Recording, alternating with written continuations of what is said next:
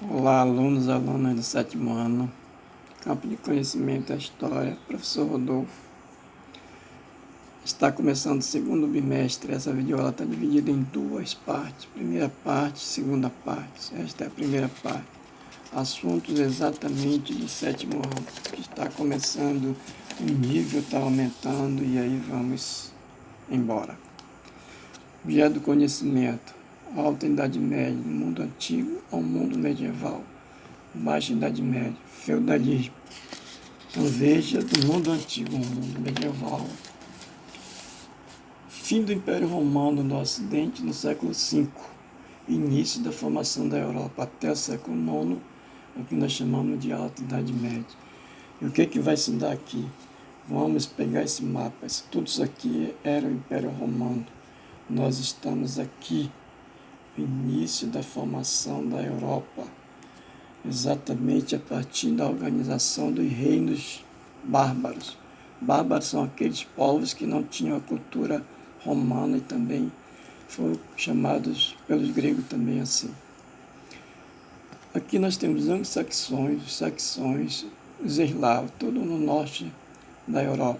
Depois o reino dos alamanos, reino dos ostrogodos, reino franco, burgúndios, dos suevos, dos visigodos. Desses nós temos 4 exemplos aqui. Os francos, os anglo-saxões, suevos, visigodos. Franco, anglo-saxões, aqui onde atualmente é o Reino Unido, a Inglaterra, a Escócia, a Irlanda, assim por diante. Suevo, onde é atualmente Portugal. Visigodos, onde atualmente é a Espanha.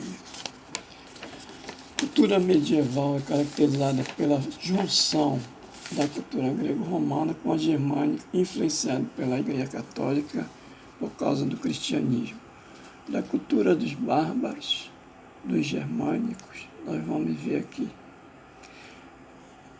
Economia agropastoril, a ausência de escrita, era politeísta, não acreditava em vários deuses, eles vão ser convertidos ao cristianismo. Todos os povos bárbaros passaram por essa conversão.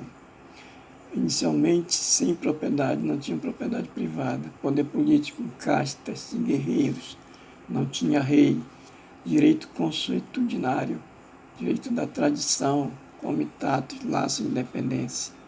Da cultura romana, grega-romana, tivemos a vila, grandes propriedades agrárias, o clientelismo, a dependência social, ou seja, uma pessoa de menos posse dependia de maior posse, ou seja, os pobres dependiam das pessoas mais ricas, ainda no Império Romano.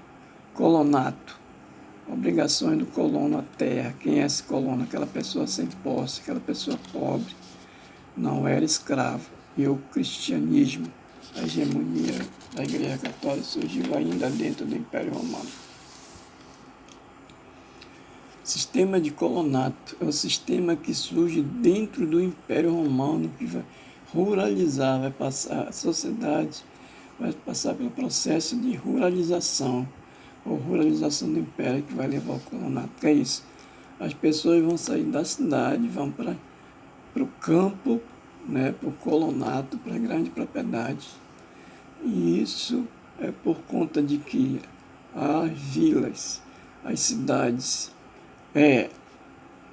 romanas estavam exatamente violentas e as pessoas, para se protegerem, foram para o campo. E o sistema de colonato ele surge também pela falta de escravos, ou seja, a pessoa sem posse ia pedir proteção na grande propriedade e essa proteção ele se tornava o colono e trabalhava na terra para produzir exatamente para o proprietário da terra. Do colonato vai levar o feudo, feudalismo. Aqui o grande feudo, o exemplo do feudo, poder centralizado no castelo. O feudalismo é a descentralização do poder. Um exemplo desses que nós vamos estudar são os francos. Os povos francos eram constituídos por um grupo de tribos germânicas que habitavam baixo e o médio rio Reno por volta do século III. Os francos foram a organização política mais poderosa da Europa Ocidental após a queda de Roma, né? Então vejam que os francos vai ser o grande exemplo do que será exatamente a Idade Média baseada e principalmente no sequência o feudalismo. Então veja, os francos foram administrados, governados por duas dinastias, a Merovingia e a Carolíngia. A Merovingia tinha Meroveu, por isso Merovingia, Clovis, e reis indolentes são aqueles reis que não governavam, por isso que daqui da Merovingia vai cair na Carolíngia. Porque esses reis indolentes, aqueles reis que não governavam, pessoas influentes dentro do palácio, que é o mordomo, vai tomar o poder, e essa tomada de poder, né, pelo mordomo, um deles principalmente Carlos Martel, ele vai originar a dinastia carolíngia. Então veja aqui, os reis Meroveu e Clovis da dinastia merovingia.